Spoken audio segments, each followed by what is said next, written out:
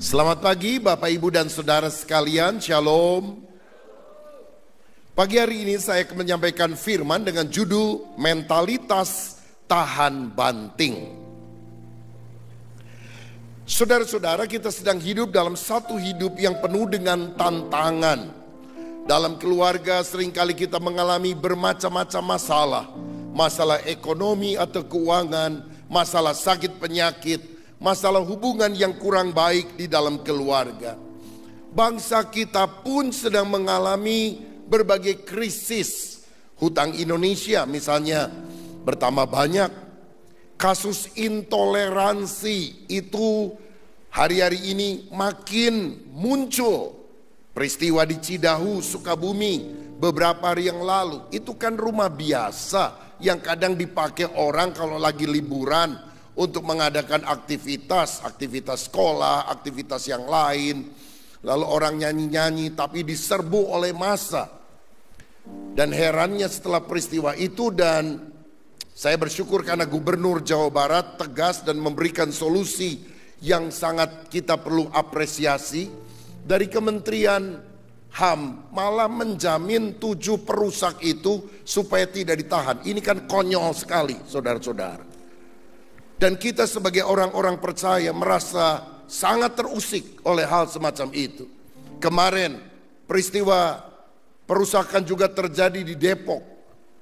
Atau terjadi protes, demo dan sebagainya. Kalau ini terus dibiarkan, saya percaya Indonesia susah mengalami kemajuan. Tetapi di tengah tantangan dan kesulitan yang kita alami secara pribadi, khususnya sebagai orang-orang percaya, kita harus memiliki mentalitas yang kuat, tahan banting. Karena kita harus teguh berdiri dalam iman agar kita meraih kemenangan. Nah, kita tahu dalam kerajaan Israel yang dipimpin pada zaman Daud, ada banyak prajurit-prajurit yang perkasa. Tetapi di antara mereka ada 3 perwira yang sangat hebat yang tidak bisa dibandingkan dengan yang lain-lain. Namanya adalah Ishibaal, Eleazar, dan Sama. Kita mau mempelajari karakter daripada 3 orang hebat ini. Apa yang membuat mereka menjadi pribadi yang punya mentalitas tahan banting. Dan ini sangat penting pada masa yang penuh dengan tantangan. Kalau hidup kita bagaikan bola kristal jatuh dari meja, akan hancur berantakan. Tapi kalau kita ini bagaikan bola basket, ketika dilempar ke bawah justru akan melejit lebih tinggi ke atas. Nah, saya lihat ada 3 karakter dari 3 orang yang berbeda ini yang kita perlu teladani. Yang pertama, kita perlu belajar keuletan dari tokoh yang pertama. Dikatakan 2 Samuel 23 ayat 8, inilah nama para pahlawan yang mengiringi Daud. Ishibaal orang Hakmoni, kepala triwira, ia mengayunkan tombaknya melawan 800 orang yang tertikam mati dalam satu pertempuran. Bayangkan, Ishibaal menghadapi 800 orang, yang kalah bukan dia sendirian, yang kalah adalah musuhnya 800 orang. Ini Rambo aja pasti kalah sama dia, saudara. Cuma belum difilmkan aja ini orang. Ya, Jackie Chan atau siapapun yang hebat-hebat di layar bioskop dan sebagainya pasti akan kalah. Karena ini tokoh nyata, saudara-saudara. Nah, ada tafsiran yang mengatakan bahwa ketika 800 musuh itu datang, mereka melalui sebuah celah gunung yang jalan keluarnya sempit. Ishibaal menghadang mereka di depan celah gunung itu, sehingga munculnya satu-satu dan dia tikam, dia perangi, dia bunuh 800 orang yang bergantian datang. Orang pertama, kedua, ketiga, keempat, kelima, keenam, ketujuh, kedelapan. Aduh, nyebutnya aja sampai 800 capek, apalagi bunuh orang 800, saudara. Tapi di sini kita melihat contoh orang yang gigih mengatasi masalah yang datang silih berganti. Masalah satu boleh datang, disusul masalah kedua, masalah ketiga, masalah selanjutnya ke 100, 200, 300 kita tetap hadapi sampai akhirnya semua masalah bisa dikalahkan. Rupanya dia punya moto, maju tak gentar, karena gentar tak maju. Dalam 1 Korintus 16 ayat 13 dikatakan, berjaga-jagalah, berdirilah dengan teguh dalam iman, bersikaplah sebagai laki-laki dan tetap kuat. Inilah petunjuk firman supaya kita berdiri kokoh menghadapi segala tantangan. Rasul Paulus adalah orang yang mengalami banyak sekali aniaya di dalam kehidupannya. Tapi dia tetap maju untuk memberitakan Injil, melayani dan menanam begitu banyak gereja. Sikap semacam ini yang kita harus miliki dalam kehidupan. Filipi 4 ayat 12 dan 13 berkata, aku tahu apa itu kekurangan dan aku tahu apa itu kelimpahan. Dalam segala hal dan dalam segala perkara tidak ada sesuatu yang merupakan rahasia bagiku, baik dalam hal kenyang maupun dalam hal kelaparan, baik dalam hal kelimpahan maupun dalam hal kekurangan. Segala perkara dapat kutanggung di dalam Dia yang memberikan kekuatan kepadaku. Mari ucapkan ayat ini bersama-sama. 2, 3. Segala perkara dapat kutanggung di dalam Dia yang memberi kekuatan kepadaku. Kata Dia kita sebut Yesus. 2, 3. Segala perkara dapat kutanggung di dalam Yesus yang memberi kekuatan kepadaku. Siapa yang percaya? Siapa yang setuju? Berikan tepuk tangan yang meriah untuk Tuhan kita. Tough time never lasts, but tough people do. Masa yang sulit tidak akan bertahan. Yang bertahan hanyalah orang-orang yang ulet. Karena keuletan adalah kunci keberhasilan. Jangan mudah putus asa, menyerah, berdirilah teguh apapun masalah yang saudara sedang hadapi hari-hari ini. Saudara, ada seorang psikolog bernama Angela Duckworth beberapa waktu yang lalu menuliskan sebuah buku yang terkenal dengan judul Grit. Intinya dia bilang sukses terutama tidak disebabkan karena IQ atau kepandaian, tapi karena grit. Grit itu yang dia maksudkan adalah singkatan goods, keberanian, resilience, ketahanan, inisiatif, tenacity, keuletan. Dan dia berkata bahwa the power of patience and perseverance, kalau kita ini punya gairah, semangat untuk maju terus dan ketekunan, perseverance, walaupun mungkin kita nggak terlalu pinter, IQ-nya nggak terlalu tinggi, tapi orang maju terus, maka dia pasti bisa berhasil. Cirinya konsisten dalam minat, gigih di dalam usaha, tidak patah semangat waktu gagal, tapi melihatnya sebagai peluang untuk belajar dan bertumbuh. Presiden Indonesia sekarang Pak Prabowo Subianto adalah contoh orang yang berkali-kali ingin menjadi presiden. Gagal. Tapi akhirnya Tuhan memberikan kesempatan untuk dia memimpin Indonesia. Karena apa? Ada passion, gairah, dan perseverance. Ada ketekunan. Ketangguhan mental semacam ini harus dilatih. Bahkan dari sejak anak masih kecil. Kalau dia belum bisa mengerjakan PR, tugas yang lain, jangan langsung papa mamanya bantuin. Biarkan dia berusaha sendiri sampai dia bisa mandiri dalam kapasitasnya. Nah, saya bersyukur ada kemajuan demi kemajuan yang kita bisa lihat di dalam kehidupan. Ciri orang yang tangguh mentalnya adalah mampu bangkit kembali setelah dia jatuh. Tahukah saudara bahwa menurut penelitian, anak bayi rata-rata jatuh 17 kali setiap jam ketika dia berusaha untuk berjalan.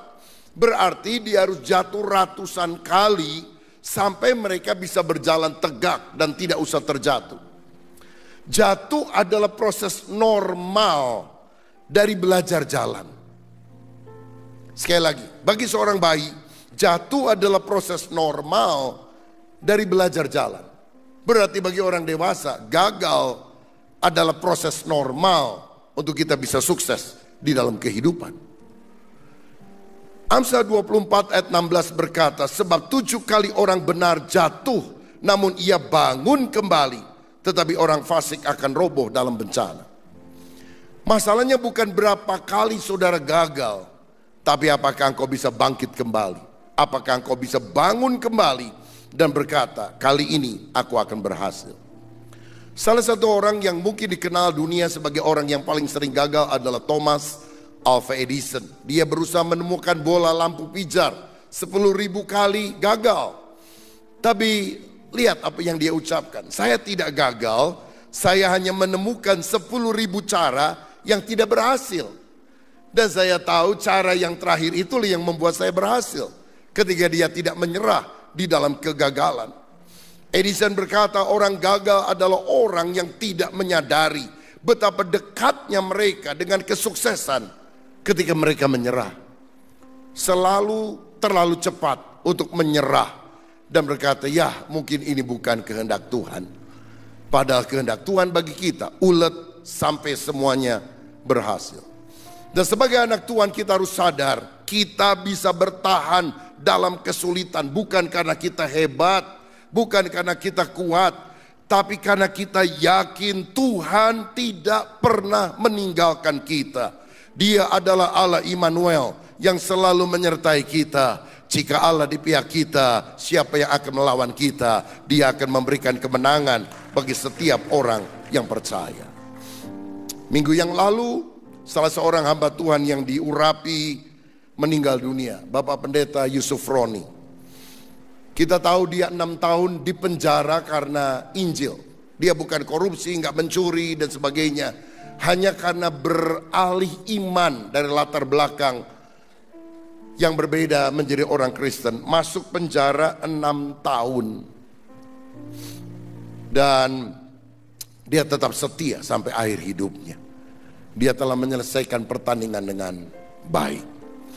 Sebetulnya masih ada jadwal beliau khotbah di gereja kita, saudara. Kalau nggak salah 1-2 bulan yang akan datang. Tapi Tuhan sudah punya rencana yang lain. Saya dapat warisan 5.000 buku-buku teologi Pak Yusuf Roni diberikan kepada saya. Sekarang ada di perpustakaan STT Karisma.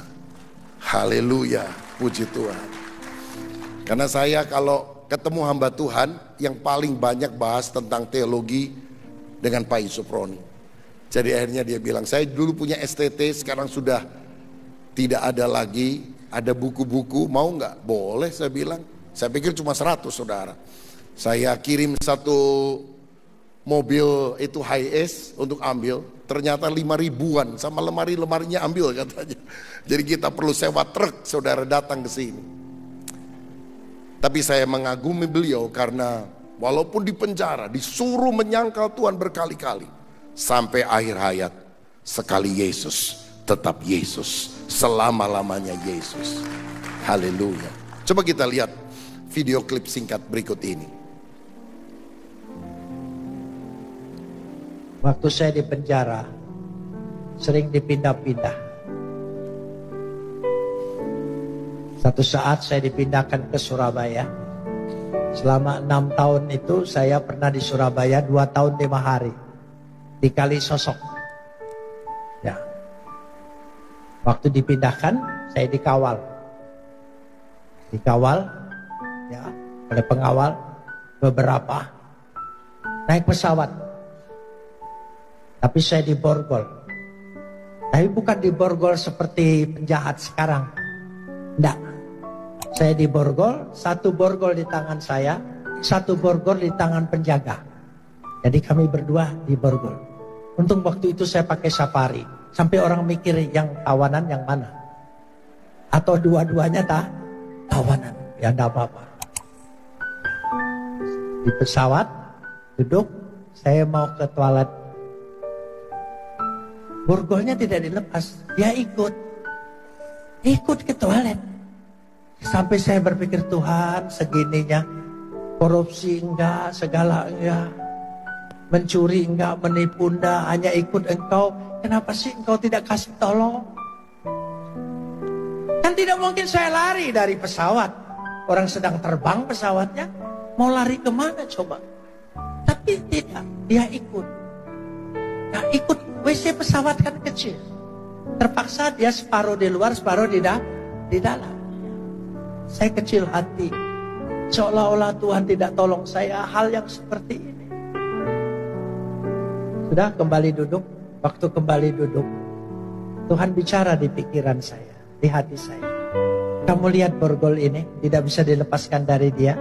Kamu kecewa? Tidak. Sebetulnya aku ingin mengajar engkau. Inilah arti Immanuel. Tuhan beserta kita. Aku tidak pernah melepaskan engkau sedikit. Haleluya. Setelah dapat pencerahan di pikiran saya tersenyum. Oh iya ya, ini arti borgol. Tuhan tidak pernah melepaskan aku. Termeterai. Saya senyum. Si penjaganya nanya, kenapa senyum-senyum? Lalu saya terangkan, ini arti borgol. Ini arti Yesus itu Immanuel. Saya injili dia. Dia tidak bisa lari kan. Dia harus dengar. Di balik kesedihan kita, di balik kesusahan kita pikir Tuhan tidak peduli. Dia sangat peduli. Dia sedang melatih kita, dia sedang mengajar kita supaya firman itu menjadi pengalaman hidup pribadi kita. Katakan amin. Amin, haleluya. Rest in peace Pak Yusuf Roni, sampai kita ketemu pada hari kedatangan Tuhan. Seorang hamba Tuhan yang memberikan keteladanan iman, keuletan luar biasa. Disuruh menyangkal Kristus, di penjara, tetap teguh. Saya percaya ini contoh teladan bagi kita. Untuk kita juga menjadi orang Kristen yang gigih di dalam segala tantangan apapun juga. Yang kedua, kita perlu belajar dari tokoh yang berikutnya di ayat 9 dan 10 dari 2 Samuel 23. Dikatakan, dan sesudah dia Eleazar anak Dodo, anak seorang Ahohi. Ia termasuk ketiga pahlawan itu. Ia ada bersama-sama Daud ketika mereka mengolok-olok orang Filistin yang telah berkumpul di sana untuk berperang. Padahal orang-orang Israel telah mengundurkan diri, tetapi ia bangkit dan membunuh demikian banyak orang Filistin sampai tangannya lesu dan tinggal melekat pada pedangnya. Tuhan memberikan pada hari itu kemenangan yang besar. Rakyat datang kembali mengikuti dia hanya untuk merampas. Tokoh kedua namanya adalah Eleazar. Dan dari tokoh ini kita belajar kedisiplinan. Dari Ishibaal, tokoh yang pertama, kita belajar keuletan. 800 masalah, 800 musuh bisa datang, tapi dia bisa atasi satu persatu dengan tekun, dengan ulet, dengan gigih. Yang kedua, kita perlu belajar disiplin. Karena Eleazar menghadapi musuh dari luar, yaitu banyak musuh yang menyerang dia, tapi terutama musuh dari dalam. Apa musuh dari dalam? Kelelahan. Tubuhnya sangat capek, tangannya sampai lemah lesu. Dan Alkitab bilang tinggal melekat pada pedangnya ketika semua musuhnya mati. Dia gak punya tenaga lagi bahkan untuk melepaskan pedang dari tangannya. Tetapi saudara, walaupun dia sangat lemah, capek luar biasa, dia menguatkan hatinya. Aku harus membereskan semua musuh sampai yang terakhir. Aku harus kalahkan mereka. Saya melihat ini adalah contoh dari penguasaan diri yang ada di dalam kita. Saya perhatikan, seringkali musuh kita yang paling hebat bukan di luar, tapi musuh kita yang paling hebat diri kita sendiri. Kadang kemalasan kita, keengganan kita, ketidakmauan kita bergerak. Kalau wacana sih banyak, tetapi bertindak itu sesuatu yang berbeda. Disinilah kita melihat kedisiplinan untuk mengalahkan keinginan diri harus kita pelajari dari Eleazar. 1 Korintus 9 ayat 25 berkata demikian. Tiap-tiap orang yang turut mengambil bagian dalam pertandingan menguasai dirinya dalam segala hal. Mereka berbuat demikian untuk memperoleh suatu mahkota yang fana, tetapi kita untuk memperoleh suatu mahkota yang abadi. Kalau kita menguasai diri, tahan nafsu, mengalahkan keinginan daging, ada dorongan untuk berbuat dosa, kadang muncul dalam hati. kadang muncul dalam pikiran, sesuatu yang sesat, sesuatu yang buruk, sesuatu yang tahu kita sadar itu berdosa, tapi kadang-kadang itu menggoda kita untuk melakukannya. Tapi ketika kita bisa mengalahkan keinginan daging dan berkata, dalam nama Yesus, aku tolak semua keinginan yang tidak berkenan kepada Allah. Aku kalahkan keinginan daging. Disitulah kemenangan yang hebat yang akan kita peroleh di dalam kehidupan. Saya teringat para murid Yesus yang mengaku mencintai Yesus. Tapi waktu 3 murid dibawa oleh Yesus ke Taman Getsemani untuk berdoa, apa yang mereka lakukan? Tertidur. Yesus bangunkan, tidur lagi. Yesus bangunkan, tidur lagi. Sampai Yesus berkata, berjaga dan berdoalah supaya kamu tidak jatuh ke dalam pencobaan.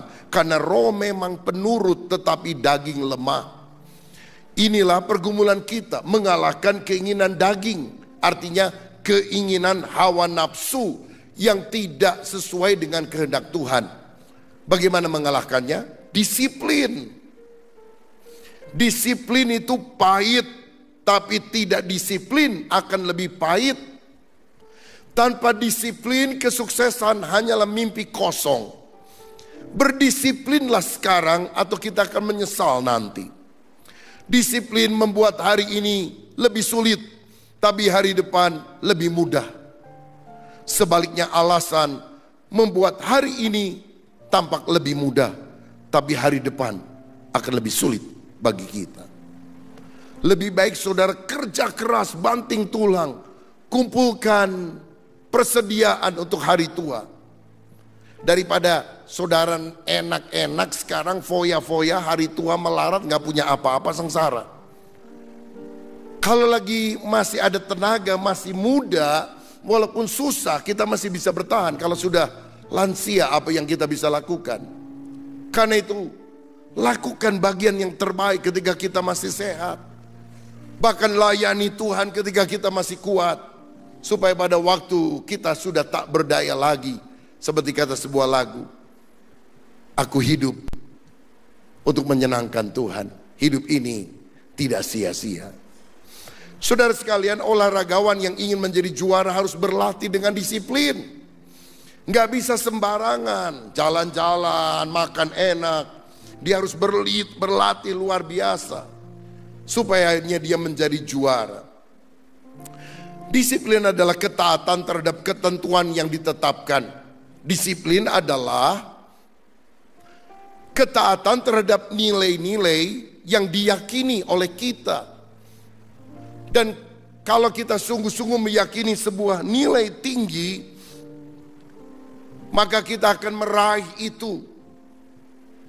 B.J. Habibie pernah bilang, tidak ada gunanya ber-IQ tinggi bila Anda pemalas dan tidak disiplin. Dalam dunia militer kita mengenal istilah, lebih baik mandi keringat di medan latihan daripada mandi darah di medan pertempuran. Saudara-saudara, disciples, murid, itu memiliki akar kata yang sama dengan disiplin. Karena seorang murid Kristus harus mendisiplin dirinya untuk berkata tidak terhadap semua keinginan hawa nafsu yang tidak cocok dengan firman Tuhan.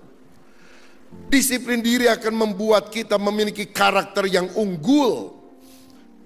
Kita tidak mau memuaskan keinginan sesaat, karena itu akan menyebabkan kita menjadi orang yang tidak memiliki karakter baik. 1 Timotius 4 ayat 8. Latihan badani terbatas gunanya, tetapi ibadah itu berguna dalam segala hal, karena mengandung janji baik untuk hidup ini maupun untuk hidup yang akan datang. Saya heran kalau ada orang bisa berolahraga 5 kali seminggu, tapi dia tidak bisa berdoa atau baca Alkitab setiap hari dengan tekun. Kita bisa berolahraga, tapi kita seringkali tidak mau olah roh.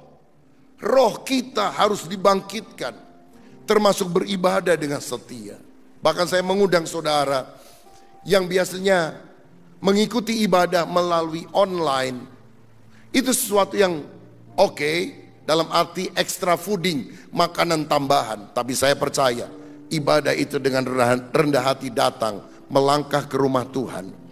Sebab kalau tidak, kita hanya menonton apa yang ada dan tidak sungguh-sungguh memberikan ibadah sebagai rasa hormat kita kepada Tuhan. Saya sering melihat video saya dilihat banyak orang dan banyak orang merasa terberkati, puji Tuhan. Tapi saya tetap meyakini sampai hari ini bahwa itu adalah suplemen. Tapi makanan utamanya adalah datang ke rumah Tuhan, bersekutu dengan saudara-saudara seiman, saling mendoakan satu dengan yang lain. Karena ada dimensi yang tidak akan pernah kita dapatkan walaupun kita setiap hari menonton tayangan ibadah melalui HP kita masing-masing. Saudara, latihlah dirimu beribadah. Daniel adalah orang yang berdoa 3 kali sehari menghadap Yerusalem. Dia tidak mau meniciskan dirinya dengan makanan raja. Karena apa? Dia adalah seorang yang berpegang teguh untuk hidup takut akan Tuhan. Yesus, ketika dia berdoa di Taman Getsemani, Bapa, kalau mungkin cawan ini lalu, tapi bukan apa yang aku inginkan, biar kehendak-Mu yang jadi. Saudaraku, mari kita ikuti pimpinan Roh Kudus untuk mengalahkan kedagingan yang seringkali menggoda di dalam kehidupan kita. Tokoh yang ketiga, yang terakhir adalah Sama, dan dari dia kita belajar kesetiaan. 1 Samuel 23 ayat 11-12. Sesudah dia, Sama anak Age orang Harari, ketika orang Filistin berkumpul di Lehi, di sana ada sebidang tanah ladang penuh kacang merah, dan tentara telah melarikan diri dari hadapan orang Filistin. Maka berdirilah ia di tengah-tengah ladang itu, ia dapat mempertahankannya dan memukul kalah orang Filistin. Demikianlah diberikan Tuhan kemenangan yang besar. Tugas yang diberikan Daud kepada panglimanya yang ketiga ini sangat sederhana. Menjaga sebuah ladang penuh kacang merah. Dan ketika dia melihat musuh datang, anak buahnya melarikan diri. Mungkin karena mereka takut, tapi mungkin juga karena mereka merasa apa yang mereka pertahankan terlalu kecil dibandingkan dengan nyawa yang harus mereka pertaruhkan. Mungkin ada yang teriak begini, Sama, ayo kita kabur. Karena kalau kita disuruh jaga istana raja, kita mati, kita disebut pahlawan nasional. Atau kalau kita disuruh jaga tabut perjanjian, kita mati, kita disebut martir, membela tabut perjanjian. Tapi kan gak mungkin. Kalau kita cuma bela ladang kacang merah ini, kita mati. Masa nama kita disebut pahlawan kebun kacang? Ini terlalu remeh untuk kita pertahankan. Nama kita tidak mungkin tercantum di koran. Tetapi Sama berkata, ini tugas raja. Walaupun kelihatannya kecil, aku harus tanggung jawab, melakukan yang terbaik. Dan Sama dihargai bukan karena dia mengalahkan 800 orang seperti Ishibaal, tapi dia dihargai karena walaupun tugasnya sederhana, dia lakukan dengan sepenuh hati. Dia setia, dia bertanggung jawab terhadap tugas yang dipercayakan. Yesus berkata, siapa yang setia dalam perkara yang kecil, aku akan memberikan tanggung jawab dalam perkara yang besar. Kesetiaan sejati tetap bertahan meskipun harus sendirian. Tahukah saudara bahwa Allah tidak melihat tingkatan pelayanan seperti manusia melihatnya. Manusia melihat yang di depan mata, tapi Tuhan melihat hati. Kadang-kadang orang berpikir khotbah itu nilainya 100. Mimpin pujian ya kalau dinilai 50. Main musik 25. Kalau jadi usher nilainya 10. Sapu-sapu gereja 0. Itu kan pandangan manusia. Tapi waktu kita melakukan tugas sekecil apapun dari hati yang paling dalam, Tuhan akan berkata, baik sekali perbuatanmu. Karena itu saya mendorong saudara yang melakukan pelayanan di kelompok sel, di bidang yang lain, dalam pelayanan doa. Mungkin wajah saudara jarang tersorot oleh kamera. Nama saudara juga tidak banyak dikenal oleh orang. Nggak jadi masalah. Yang penting Tuhan kenal nama saudara. Yang penting Tuhan akan sediakan pahala bagi kita. Karena kita tidak melayani manusia, kita melayani Raja di atas segala raja. Nuh adalah orang yang bertekun 100 tahun lebih, dia memberitakan kabar pertobatan dan gak ada orang bertobat selain cuma keluarganya 8 orang. Tapi dia tetap setia melakukan tugasnya. Beda dengan Yunus. Petrus sekali khotbah 3.000 orang bertobat. Yunus sekali khotbah, saudara tahu berapa orang bertobat? Satu kota Niniwe, jumlahnya 120.000 orang bertobat. Hebat kan? Tapi herannya setelah dia khotbah semua bertobat, dia marah sama Tuhan. Aduh, nyesel saya khotbah, gara-gara saya khotbah bertobat nih semua orang Niniwe. Karena orang Niniwe setelah nggak jadi dihukum Tuhan, nanti dia akan mengalahkan orang Israel. Makanya Yunus pengen Niniwe itu dibinasakan oleh Allah. Apakah penilaian manusia hebat dia pengkhotbah KKR 120.000 orang bertobat, itu adalah penilaian yang selaras dengan apa yang Tuhan lihat? Tidak. Yeremia dikasih tugas oleh Tuhan, suruh khotbah 40 tahun. Tapi Tuhan ngomong gini, supaya kamu gak menyesal di ujung nanti. Aku kasih tahu sekarang ya. Kamu harus khotbah 40 tahun, tapi tidak ada orang yang bertobat karena khotbahmu. Kira-kira kalau saudara disuruh Tuhan suruh khotbah 40 tahun dan Tuhan bilang hasilnya nol, gak ada orang bertobat. Saudara mau khotbah gak? Khotbah gak ada yang tobat, gak khotbah gak ada yang tobat. Lah ngapain kita khotbah? Tapi dia setia loh melakukan tugasnya. Karena nanti pada hari penghakiman, Tuhan tidak mau ada seorang yang tunjuk jari kepada dia. Engkau tidak adil Tuhan, karena engkau belum pernah memperingatkan aku melalui hambamu. Dan dia akan panggil orang seperti Yeremia. Aku sudah minta dia khotbah 40 tahun, tapi tidak ada orang yang bertobat. Kamu tidak bisa menyalahkan aku. Semua orang dipanggil untuk menjalankan misi Allah. Yang penting lakukan dengan segenap hati. Jangan melihat hasil seperti manusia memandangnya. Hati yang tulus, hati yang sungguh, itu yang Tuhan lihat. Kalau saudara dapat tugas pelayanan, jangan anggap remeh. Tugas kebun kacang yang engkau anggap, engkau terima dari Tuhan. Orang mungkin tidak menghargai, tapi percayalah Allah menghargai. Dan penghargaan Allah, perkenanan Tuhan lebih dari segala tepuk tangan manusia. Jadi orang yang setia, karena merekalah yang akan mendapatkan pahala dari Tuhan.